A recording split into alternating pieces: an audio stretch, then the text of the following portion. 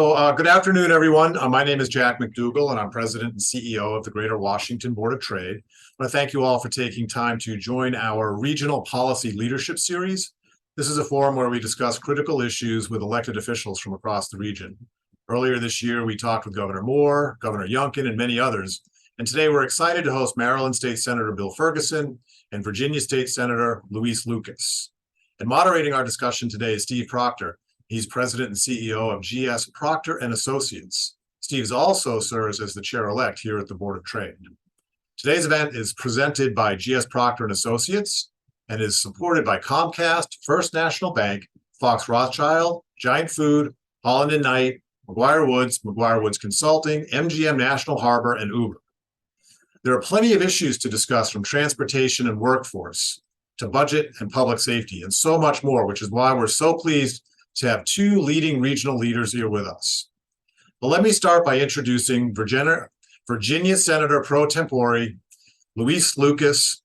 She's the longest-serving lawmaker in Virginia's Senate, representing Virginia's 18th district. She chairs the Education and Health Committee, as well as holds seats on the Rules Committee, Judiciary Committee, Finance and Appropriations, and the Commerce and Labor Committees.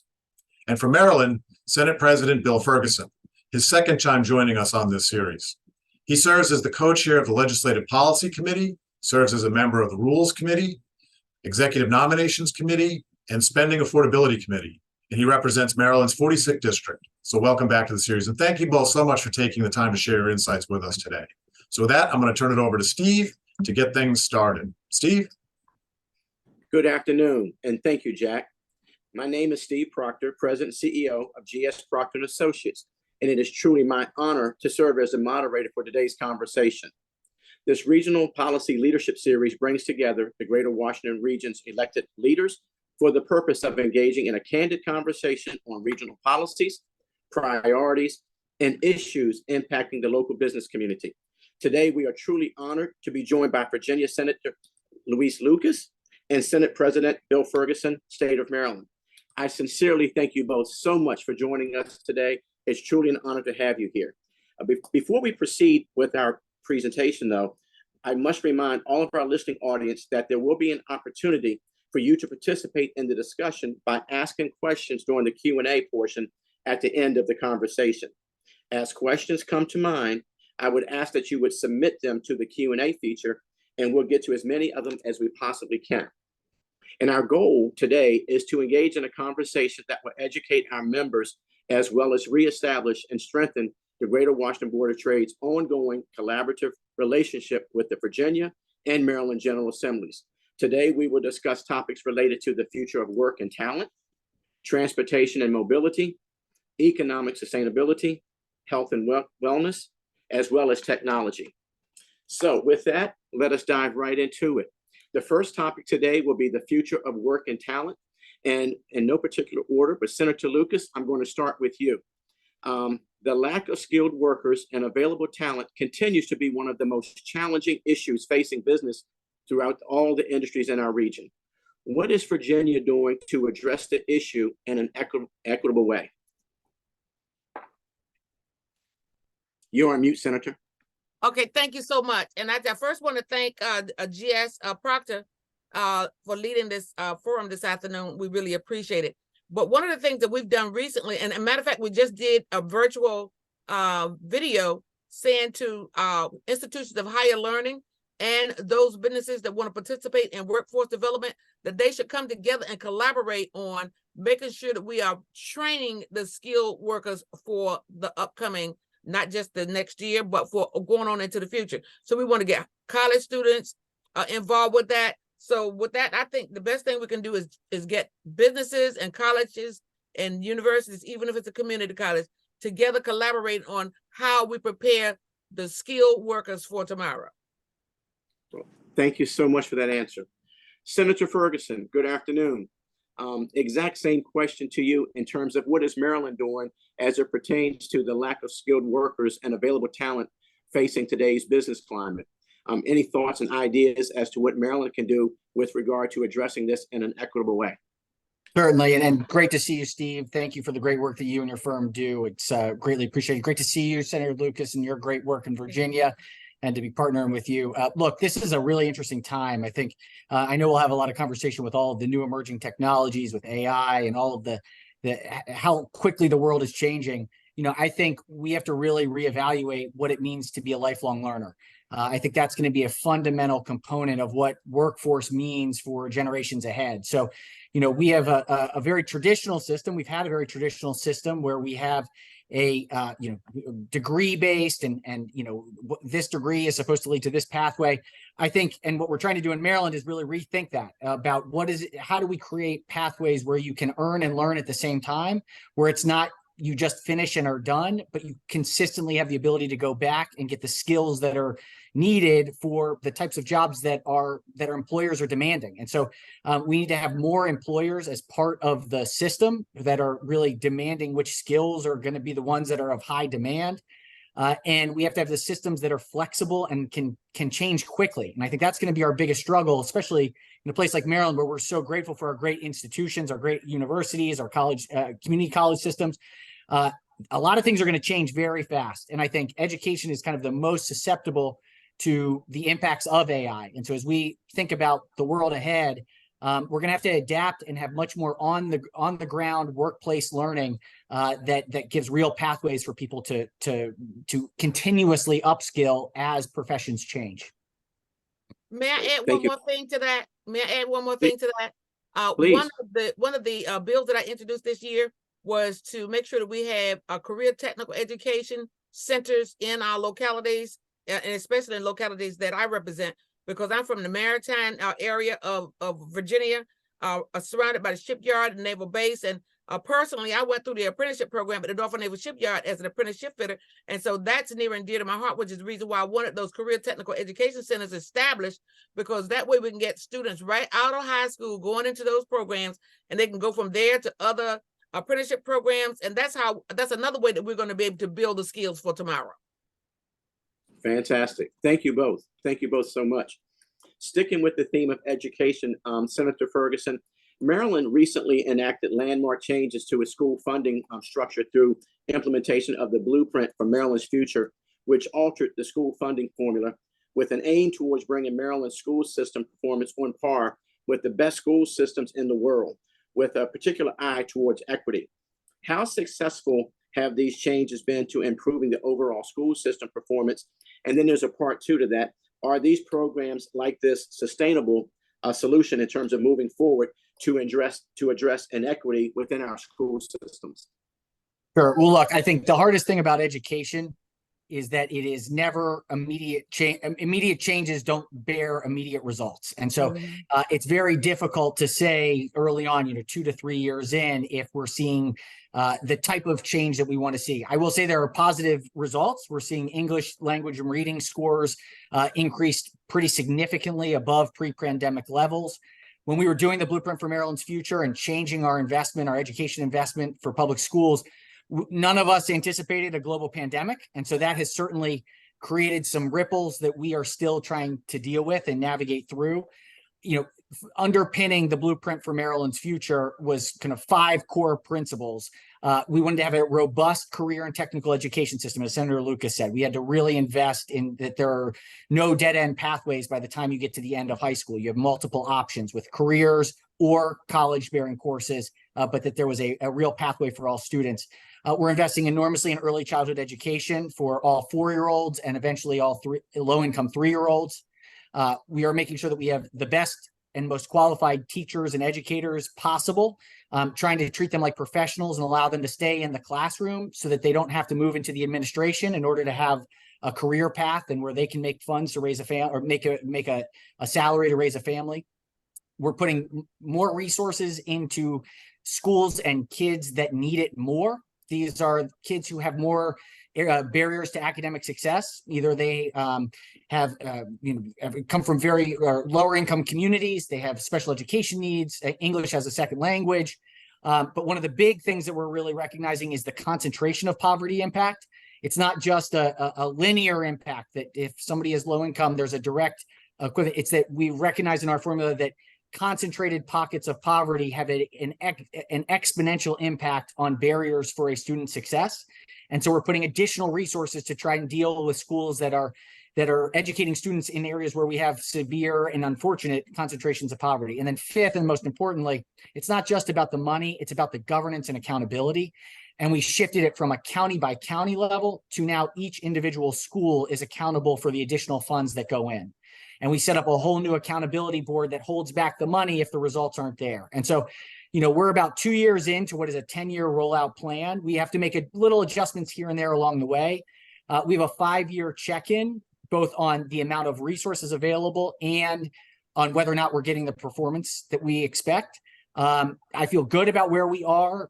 We have a new superintendent coming in. And so, there's always going to be fits and starts with anything, and nobody expected a pandemic, but we'll continuously monitor it. It's the most important thing we can do as a government is provide for an effective system of free public schools that are giving children the best opportunity to maximize their potential. And so, we have some great schools. It is not equally distributed across the state. And so it is of the utmost importance that we make this investment and that it actually works. And so we'll be monitoring it. I feel good with where we are, but of course we're going to see over time. Well, thank you, Senator, and thank you. It's clear that you got benchmarks in place, so thank you for that. Senator Lucas, this question is for you. A report from the Joint Legislative Audit and Review Commission noted issues with the Commonwealth's current education funding formula, resulting in about 14% less funding for Virginia school districts than the national average. Are there currently any plans in place to address that? If so, how and when, and what measures are you taking to address that? Thank you for that question, but I'd like to also kind of piggyback on what Senator Ferguson has already said, and that is addressing K-12 funding is one of the highest priorities of the Senate Democrats. We have already made progress towards this issue by investing over $150 million to move forward, eliminating the support cap and another $418 million in one-time flexibility funding for schools divisions to address learning loss and plan for implementation of the Virginia Literacy Act. We introduced legislation that would provide funding for K-3 and then 4-8 literacy programs.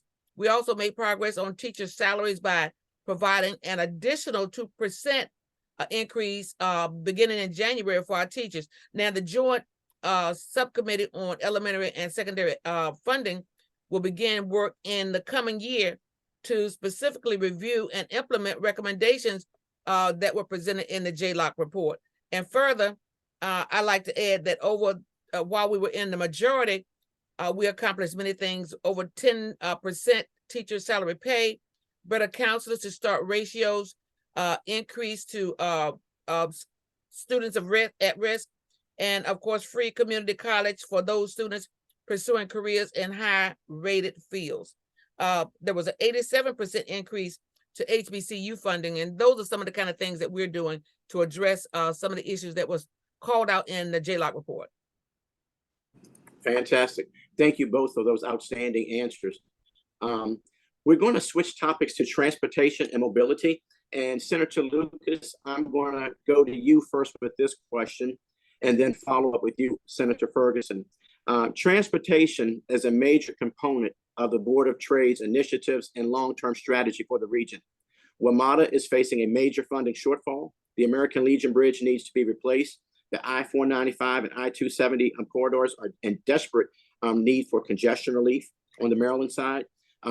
We have to think long-term and cannot just sugarcoat this. We've got to dive into this and address some major transportation and infrastructure improvements.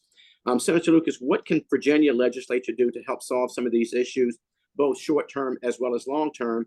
And then a second part of that is, how can Virginia cooperate and collaborate with Maryland to add value to the transportation infrastructure, reduce congestion, and improve the regional connectivity?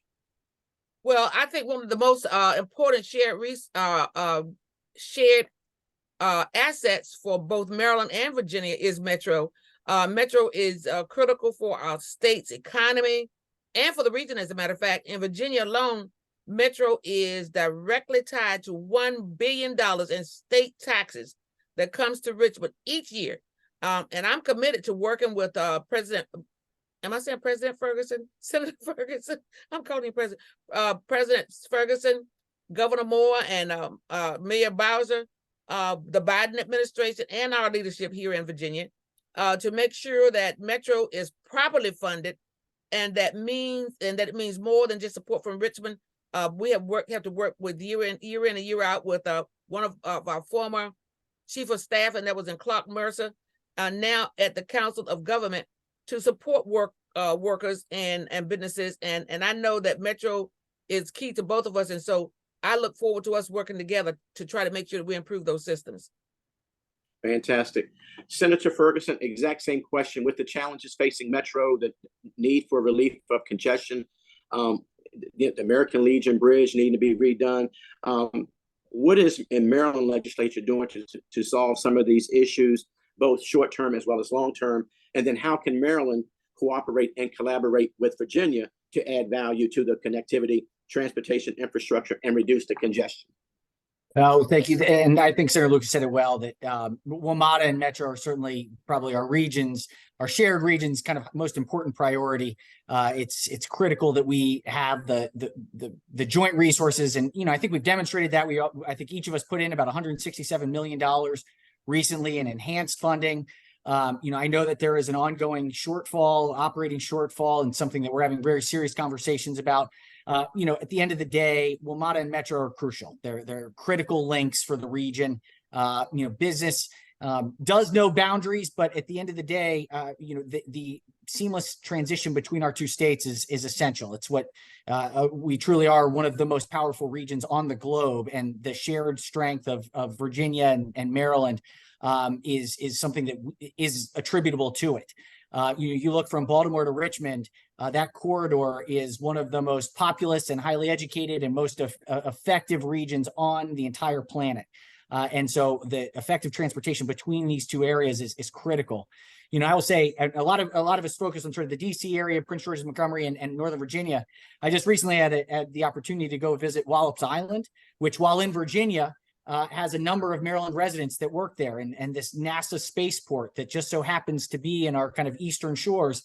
As we look towards the changing world and the changing economy, who would have thought, it goes from seaports to airports to now spaceports. But we actually have one of the best spaceports in the entire country located on the eastern shore. And that transportation infrastructure on our eastern shore and connecting with Virginia is essential, that we can be competitive as commercial space flight and all of the new economy continues. I'll say the biggest challenge that we're going to have here in Maryland, and I suspect it's likely the case in every state, is that, as we move forward with climate change issues and we do the right thing by trying to electrify and have more electric vehicles, there's no doubt that's good for the environment. But for Maryland, about 24% of our transportation funding comes from the gas tax.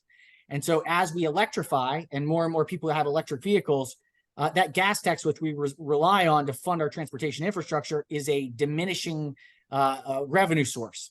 And so this is a very real conversation that we're starting to have about how do we make sure that we can invest in infrastructure in the future? So when you look at things like the American Legion Bridge and 495 expansion and ongoing expansions of WMATA and stuff in the Baltimore region with the Red Line and other mass transit investments, at the moment, we have enough money to do system preservation. We don't have the funds, especially with diminishing revenues, to do enhancements. And so we launched a commission this year. We call it the Transportation Revenues and Infrastructure Needs, the TRAIN Commission. It's with the Department of Transportation here in Maryland to really think about how are we going to prioritize what we invest in, and how do we make sure we have sufficient resources to do what we know is essential for our economy. It's a tough conversation that we're going to have over the next 2 years, but it's just, we have to have efficient ways of moving people, goods, and services. And, I believe we'll come forward with answers. But it's a really, really critical conversation for us right now. Yes, it is. And we also have so many other issues that we're going to be working on together, including clean air and water, workforce development, public safety, and where we need to work as a region collaboratively across state lines to improve the lives of our constituents. And I just feel very, very good about our collaboration going forward. Absolutely. We appreciate that. And that's exactly what the Board of Trade wants to continue, is that collaboration and that spirit of working together. So I'm going to switch topics on you very quickly and go to the economy. Senator Ferguson, I'm going to go this question with you first. As the federal COVID relief funding is drying up and the future of the economy remains uncertain, Governor Moore has called for budgetary discipline. Can you share with our members exactly where do we stand right now, and what are some of the big challenges ahead, and how do you propose that we address some of those issues? Yeah, look, I mean, I would just say we should always be disciplined when it comes to our budget. And so, our general sense is that for the last few years, we've had a unique, extraordinary situation, once in 100-year event, enormous federal resources. We really have tried to be thoughtful in how we've deployed those. We've tried to not put it towards ongoing costs, put those one-time dollars into pay-go, into things that were one-time expenditures that wouldn't face a fiscal cliff when the money dried up. And so I feel very good about our standing when it comes to as federal resources are less expansive than they had been.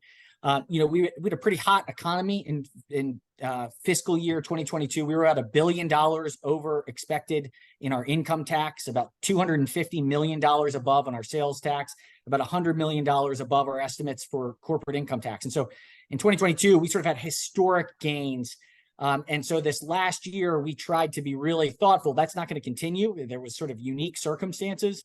And we try to put a lot of that into cash reserves, put it into our rainy day fund, kind of prepare for when things are not quite as sunny day as they have been. We sit in a very, very good spot, but there are some huge risks on the horizon. And so when you think about the federal shutdown, that's potential. I don't know. I haven't seen any breaking news alerts. I don't know if we have a U.S. Speaker of the House yet, which is certainly a major risk factor for Maryland and Virginia with all of the federal resources. I think just something like 1 out of every 9 workers in Maryland is receiving their personal income comes from something directly attributable to the federal government. And so if there's no Speaker of the House and we continue to have a stalemate in the federal government, that will have huge impacts. I am hopeful and prayerful that reason will prevail at some point and we will have a functional government. I think and believe that will be the case at some point, but it will have real big impacts if by November, I think it's 17th, that will have, we have to be very thoughtful about that. So while we are steady, we are at a solid footing. We will continue to be disciplined, but there are big risks out there with the impact of what happens at the federal level, and then of course the international impact of what's happening in Israel and Ukraine, and all of these are things we just have to keep our eye on because we're so reliant to the federal government and can have shifts in multiple directions. Absolutely, and thank you. And the breaking news is you do not have a speaker. In fact, Congressman Emmer just dropped out. So oh my God. All right. So Senator Lucas, I'm going to come. This next question goes to you. Last month, the Commonwealth came to a compromise on a new budget that provided an additional $1 billion in one-time tax relief. Would you talk to us about what was included and what was excluded in order to offer this level of tax relief? And is there anything that you would have liked to have seen done differently?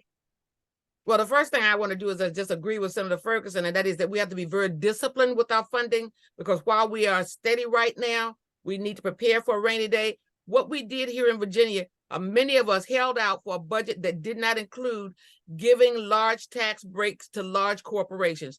Rather, we chose to provide funding for daycare, and that's how we used our federal dollars. So we gave a one-time rebate back to our citizens in the Commonwealth of Virginia, rather than using those funds for large corporate entities. What we need is for the governor to work with us on funding dollars to make sure that we can provide daycare for people, for workers. I mean, there's so many other issues we could work toward making Virginia's better, making Virginia more healthy, making Virginia more business friendly, period.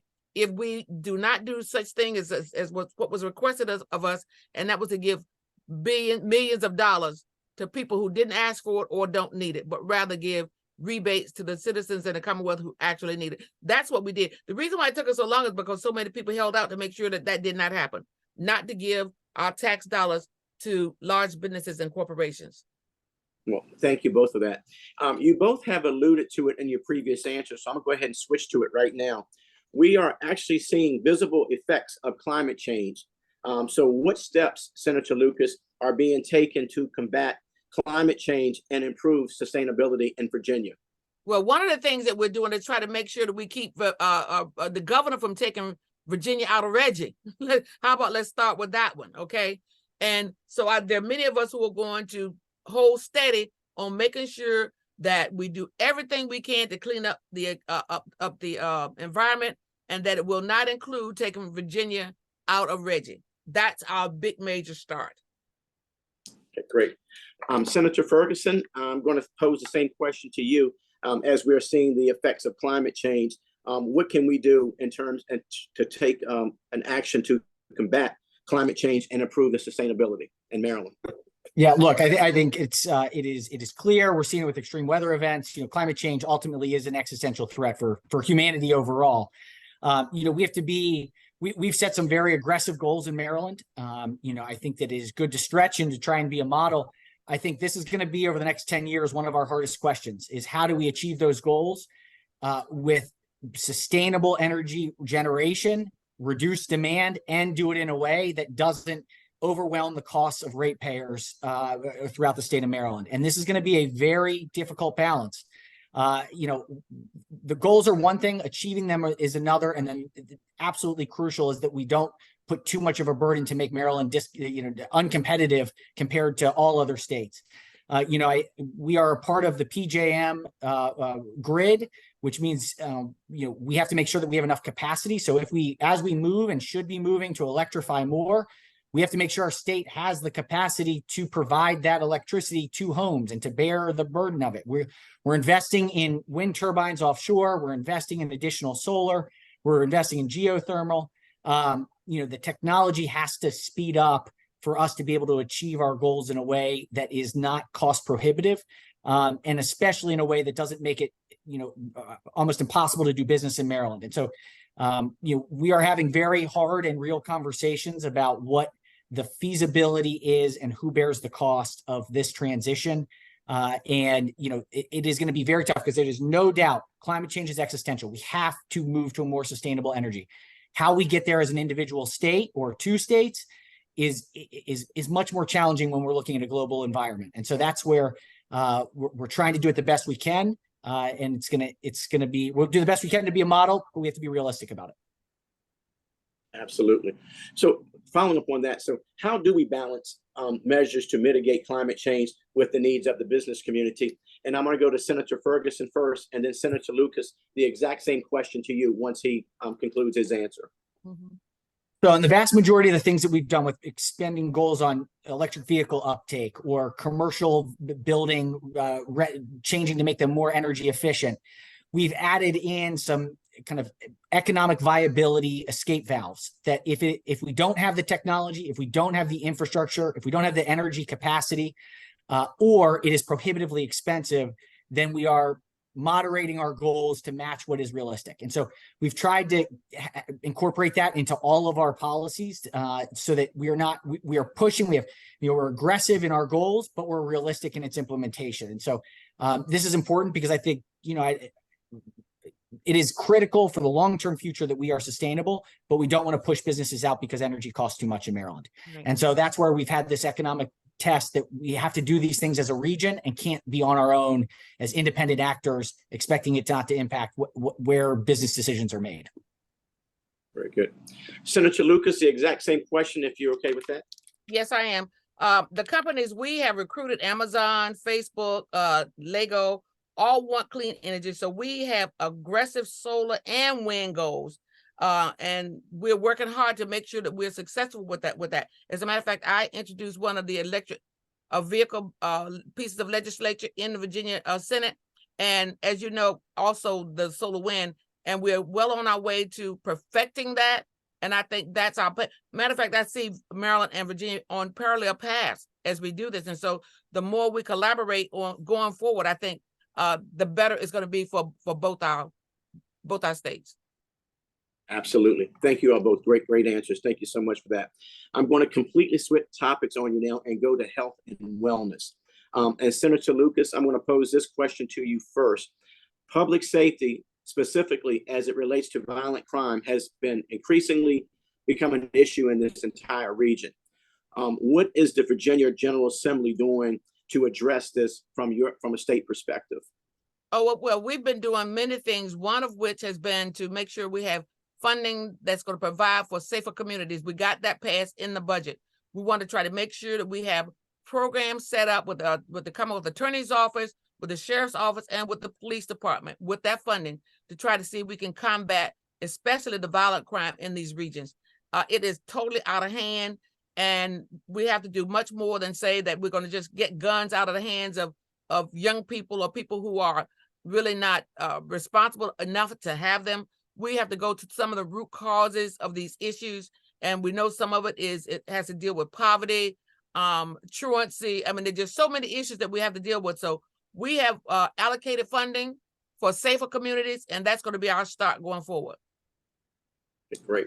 Senator Ferguson, the exact same question to you in terms of public safety. What are we doing from a Maryland legislative perspective to address this issue? Yeah, look, this has been a very, very frustrating reality. And I would say, it would be a shame to not note that we are all had this once in 100-year moment, right? Where the entire world was shut down. We were told to stay away from each other, which is the right thing to do for the protection against the virus.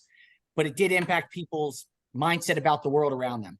And I think what we're seeing with violence and crime and desperation is a product of this once in 100-year moment that we're still dealing with. And so, when I think about the vast majority of crimes they come from one of three areas. There's crimes of passion. Somebody's angry and they want to get back at something. Crimes of opportunity, where they need dollars or cents, or there's they're hungry, or there's some other reason.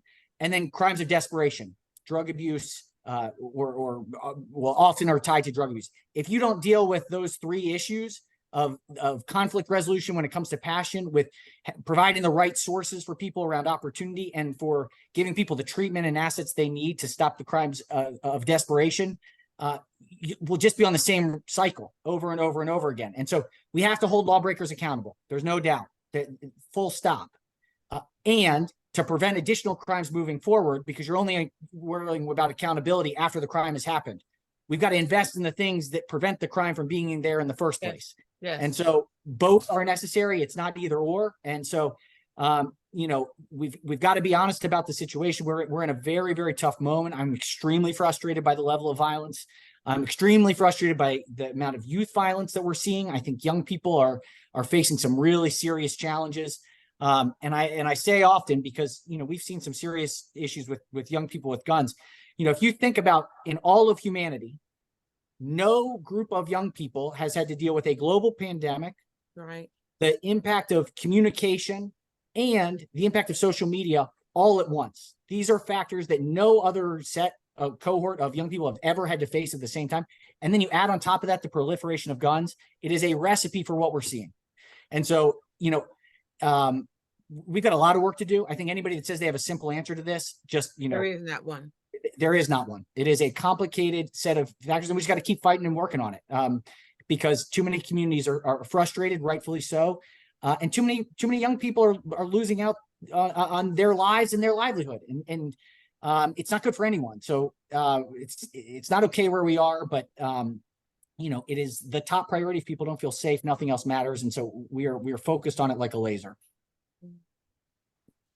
That's much appreciated. Kind of following up on the topic that we just raised, mental health and well-being are a real crisis in the region, as both impact matriculation rates, burnout, employee retention, productivity. The incidence of mental health complaints is increasing. The homeless population is rising, yet we can't seem to find tangible methods for addressing this. What steps are we taking in Maryland to combat this crisis? And then, Senator Lucas, I'll ask you, after Senator Ferguson, what are you doing, or what is the Virginia General Assembly doing to address some of this? Yeah, look, this is something where I have a personal passion in trying to figure out what are the right levers to pull. We passed a big package of bills this last session that I hope makes some tangible efforts. One is to take what are FQHCs for physical health, and now they're community behavioral health centers that provide in communities of need, zero fee, zero access mental health services. This is something in Maryland we're trying to expand. And so we're going to launch a number of sites across the state of Maryland as easy, free, low cost access to mental health services. It's an important program that reduces the barrier. Ideally will reduce the stigma as well. We're making a big investment in helping primary care physicians also screen for mental health issues, things around ACEs, which I always forget the exact thing, adverse experiences that young people face that impact their lives. But by screening for it early on, we can get the resources sooner so that young people don't sit with these traumatic experiences and don't have a way of processing them. We're investing in school-based health clinics that provide mental health services, because I do think young people are the ones that have been experiencing this the most acutely. It is everywhere, but young people, I think, are dealing with it the most. But what we know is we don't have enough providers. And so we're also trying to kind of open up the funnel of people to get into social work, psychology, psychiatry, so that, over time, we will have more practitioners available for people who need it. This is an acute issue that Maryland is not alone in. And I think we made some good strides this year, but we still have to figure out some of the on the homelessness community and folks that have the most severe mental health crises. We still have a lot of work left to do. Fantastic. Senator Lucas, if you want to take that question as it pertains to the state of Commonwealth of Virginia. Yes, I do. And one of the measures that I introduced had to do with making sure that we had a mental health provider in each school in Virginia, because we have to catch it early on. When these kids come to school, we don't know what kind of mindset they come with. Because how does a 6-year-old come to school with a gun? So we've got to start at the very beginning with these students in junior and elementary school and junior high school. We've got to start right there. And also, I have supported spending hundreds of millions of dollars on mental health reform, including rebuilding Central State, the Markers Alert, Amber Mental Health with police, real-time bed registry. This has been a bipartisan era of support for us, because everybody understands that these issues knows no boundaries. It knows no race. It knows no color. It knows no sex, no gender, no religious affiliation. We need everybody, all hands on deck with dealing with this issue, and we've gotten it. So going forward, we need to make sure that we continue to do everything we can to make sure we start at the very beginning, and that's with our earliest learners, our very youngest learners, right there in elementary school. And Steve, before I forget, if I could just add something that's really important that I forgot to mention is our 988 program, which is a federal program, but we're trying to stand up that, we're 911, we call for physical emergencies and fire. We're trying to do a lot with our 988 program and need more people talking about when people have a mental health crisis or emergency, they can pick up the phone and call 988 for immediate mental health resources. It's not just about suicide, it's anything. That program is standing up. We're trying to make sure that it has expanded access, but 988 is a crucial resource out there. Senator, thank you so much for sharing that with our members today. We appreciate that. Senators Lucas and Ferguson, I'm going to switch topics and go to technology on you for a second. And I'm actually going to start with you, Senator Lucas. Considerable federal funding has been provided to expand access to broadband internet. What is being done to ensure that the funding is effective and increasing equity of access to broadband? Well, I can say to you that this is an area where we do not have any bipartisan bickering. Everybody agrees that to the extent that all of our students, that we can have broadband all across the Commonwealth of Virginia, the better served we all will be. And so I submit to you that we do have strong support on both sides of the aisle to make sure that broadband is in fact available for everybody in the Commonwealth of Virginia. So that's how we're going to be using that funding. Fantastic. Senator Ferguson, if you want to, how's that impacting the state of Maryland? Yep, and looks like I think some of the times I've been a little bit choppy, so clearly we need some broadband work here in Baltimore. This is But I hope it has not been too bad. So I don't know what's going on today, but we have also, I mean, the pandemic, I think, really shifted everybody's perspective when it comes to the importance of broadband. It was the lifeline for so many communities. And so, we passed in 2021 Digital Connectivity Act, which set up the Office of Statewide Broadband, which is focused on connecting everyone, especially our rural communities. The other big area that we still have a lot of work to do is affordability in our urban communities. So we may have the broadband and fiber in the ground, but in so many cases it's not affordable. And so we're still trying to figure out the sustainable way to make sure that broadband is affordable for all families. When it's there, that's great. But if you can't pay for it and you can't get on it, it doesn't really matter. And so we're trying to make sure that we have some better strategies on that front as well. Well, thank you. And I've had no problem hearing you. You've been coming through loud and clear and very effective. Okay. So thank you. Yeah. Staying on the technology issue for a moment, though, as the DC metro area undergoes one of the highest growth rates in the AI-related deployment, what is Maryland doing to ensure that residents are prepared to competitively enter the sector while addressing the potential job loss situation?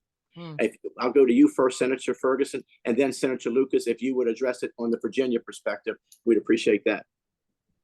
Sure. Well, I sort of am personally obsessed with trying to figure this out. And the answer I've come to is I'm not sure yet. The more I learn, the more confused I get. I think the impacts are all over the place. I will say there's some positive aspects, and Maryland was just named, and the Baltimore region was just named as part of the Economic Development Administration out of Department of Commerce, a tech hub for a projects focused on AI and biotech. So how can we create health predictive, health equity metrics, looking at how we can use AI to address health disparities that exist here in Maryland. And so we're trying to use the positive aspects of AI to tackle kind of big societal challenges. What it means for the workforce, I think I'm still to be determined. Like any tool and any new technology, it certainly will have some displacement impact. I'm just not exactly sure what yet. And so, we're trying to set up the right systems that we can respond the right way. We don't want to stomp down innovation, but we also want to be mindful that we don't want to see a bunch of job loss and be caught flat-footed. So we're setting up a number of kind of task force to kind of monitor the situation. But it's such a fast-moving field that, the effective regulation, I think, is going to be really tough. It's going to be really, how do we monitor the impact, not necessarily the technology itself is where I'm sort of landing these days, but we'll see. And we have a lot of smart members who are really trying to spend some time digging into it. Fantastic. Thank you so much. Senator Lucas? Yes, as I was going to say, likewise, we have a lot of very tech-savvy members of the legislature, and we also have other partners that we collaborate with on this AI issue. And I think, like Senator Ferguson, this is going to be kind of like trial and error in the beginning, but I got to say to you, I'm very suspect when we have new industry that creates a loss in bodies, people having jobs. I do have some problem with that aspect of it, but I'm sure it's something that we're going to have to do at some point or another. We have enough shortage with the employees now as it is.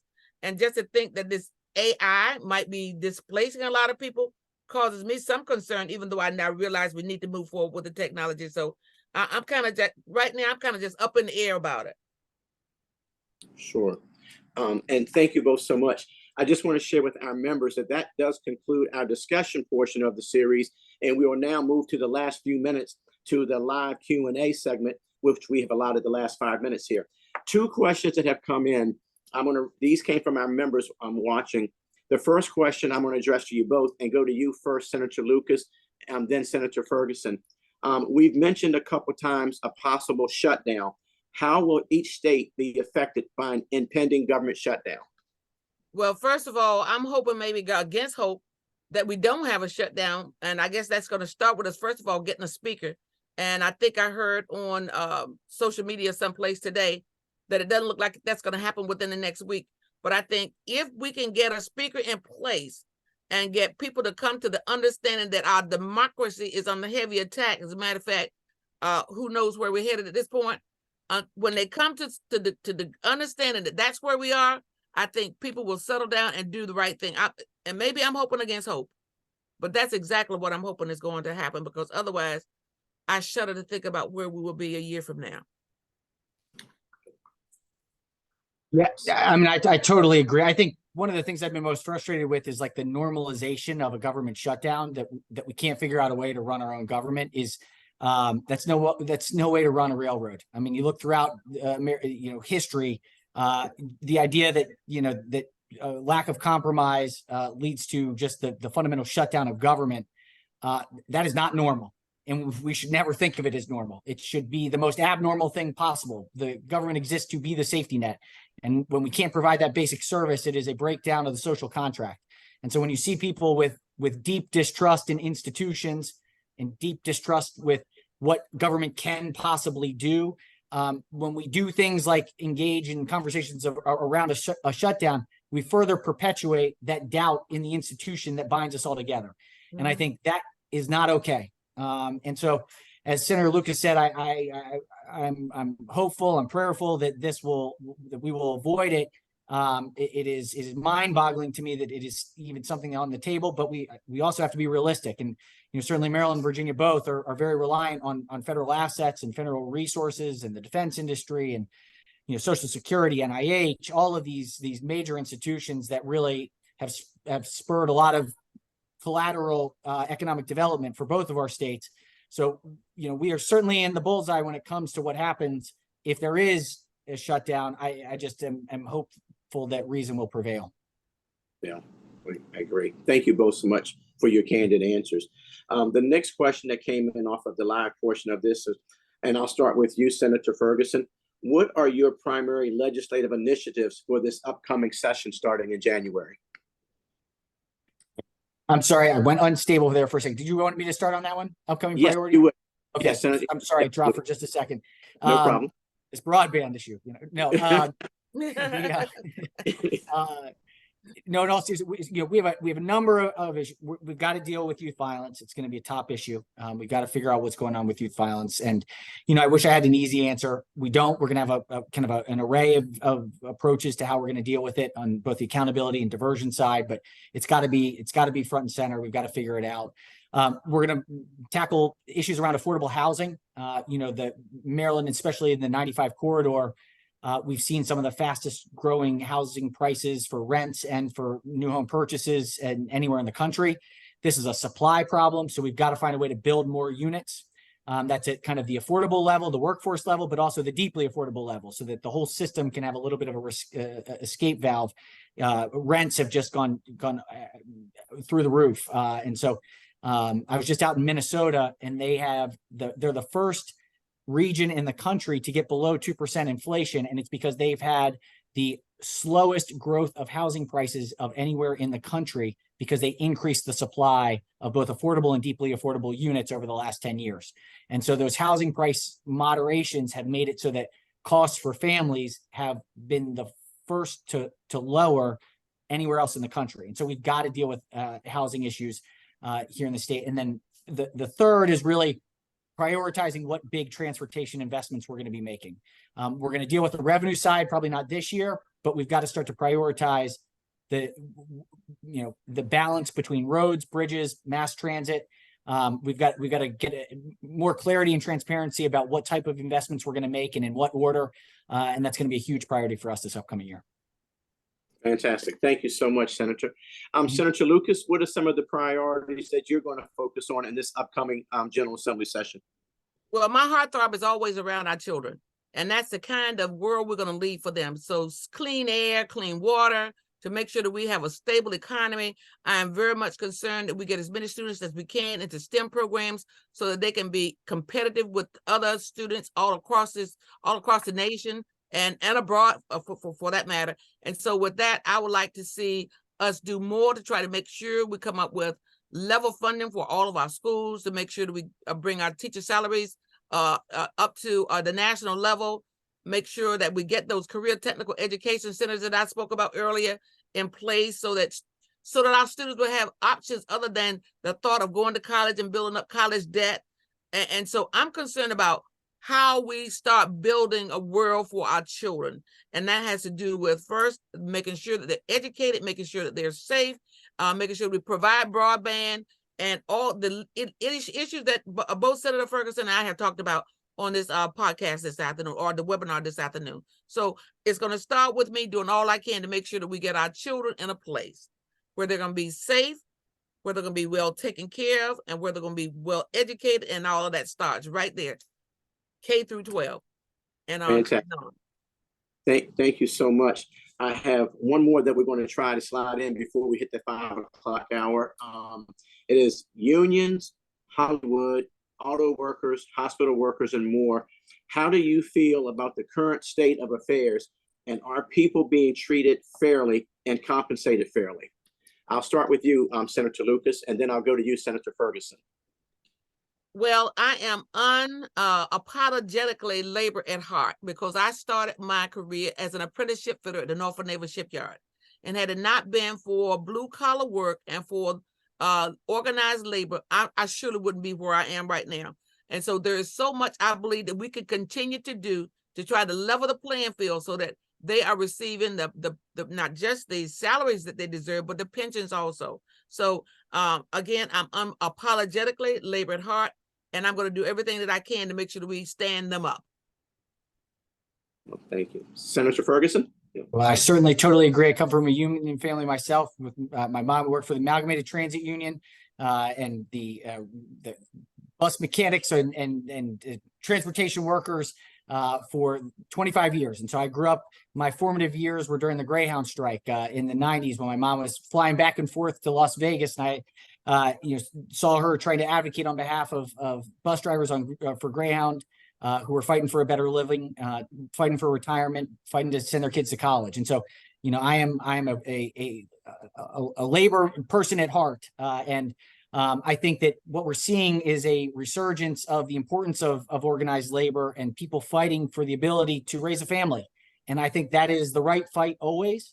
I think each industry is different. And so the application of it is going to be different in different industries. But I think you're seeing this rise of collective action because people are worried about their future.